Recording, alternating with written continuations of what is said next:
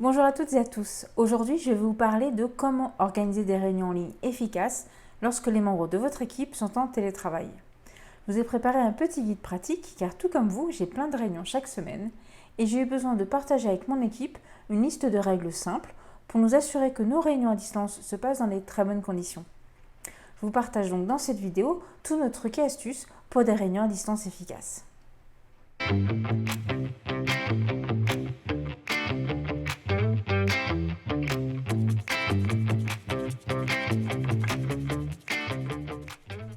Bienvenue dans cette nouvelle vidéo de la série Télétravailler efficacement.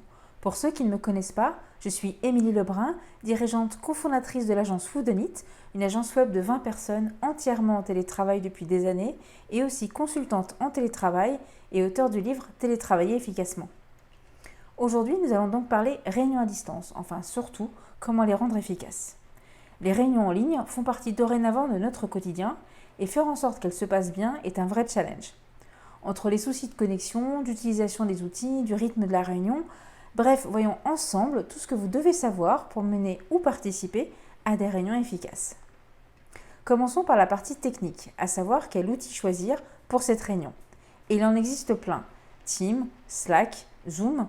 Ce qui est sûr, c'est qu'il faut uniformiser et utiliser un seul outil dans votre entreprise ou au sein de votre équipe afin que tout le monde puisse savoir l'installer, le paramétrer et surtout savoir l'utiliser au quotidien. Choisissez un outil qui permet la visioconférence, ce qui veut dire un outil qui vous permet de vous voir et aussi de vous entendre. L'exercice de la réunion à distance est déjà très difficile, alors si en plus on ne se voit pas, on passe à côté de beaucoup d'informations utiles transmises par le gestuel. Une étude a révélé que 55% de la communication passe par le langage du corps et 38% par le ton de la voix. Ces deux éléments contribuent donc à une très bonne réunion. L'outil doit aussi vous permettre de partager votre écran si vous avez besoin de faire une présentation ou une démonstration en temps réel. Après l'outil, le choix important va être le nombre de personnes. Posez-vous la question de qui doit participer à cette réunion. Par exemple, si les personnes font autre chose pendant la réunion, c'est sûrement qu'elles ne se sentent pas concernées par le sujet. Alors pourquoi les avoir conviées ? Pour déterminer le nombre de personnes, réfléchissez aux objectifs de cette réunion. Est-ce que c'est une réunion de présentation où vous avez besoin de faire participer les intervenants? Préparez en avance tout ce que vous avez à dire et n'oubliez pas d'ajouter un ordre du jour afin que tous les participants aient l'information de sur quoi se porte la réunion. Définir un ordre du jour et les lignes directrices à suivre pendant la réunion est primordial. Effectivement, les réunions les plus efficaces sont celles où les participants ont été informés des sujets abordés, sinon vous allez perdre un temps fou à tout recontextualiser. Un ordre du jour très clair est indispensable, à savoir les points clés abordés pendant la réunion, le temps défini pour cette réunion, heure de départ, heure de fin, qui participe à cette réunion et de quoi chaque participant devra parler éventuellement pendant cette réunion, et pour finir, tout document, fichier, lien, résultat de recherche pertinent à la tenue de cette réunion. Tout aussi important que l'heure du jour, les lignes directrices ou Team Agreements servent à définir les règles à respecter pour tous les participants à votre réunion. Par exemple, la durée et les pauses autorisées. Comment prendre la parole, ne pas s'interrompre, couper le téléphone, ne pas lire ses mails pendant la réunion.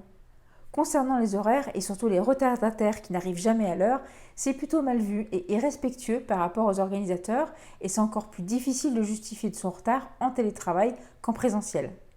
Si vous êtes l'animateur de la réunion, patientez 5 minutes avant de commencer car peut-être qu'un problème technique empêche la personne de se connecter ou la personne est peut-être en train de finir une autre réunion précédente, d'où l'importance de respecter les temps de réunion pour éviter les débordements.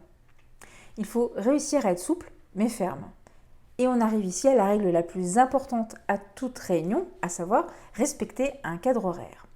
Les réunions physiques ont tendance à durer très longtemps, voire plus longtemps que prévu. Et c'est encore pire en télétravail. Donc s'il vous plaît, arrêtons les réunions interminables où tout le monde finit par décrocher et qui sont au final jamais efficaces. Si la réunion tarde à finir, définissez un autre créneau avec les sujets qui restent.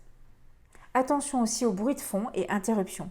Le chat qui passe sur le bureau, le conjoint qui passe derrière vous, les enfants qui font la grimace, c'est un des points les plus embêtants lors d'une réunion en ligne. Entre le bruit des travaux, les soucis de micro, les soucis de connexion, c'est parfois très dur de rester concentré.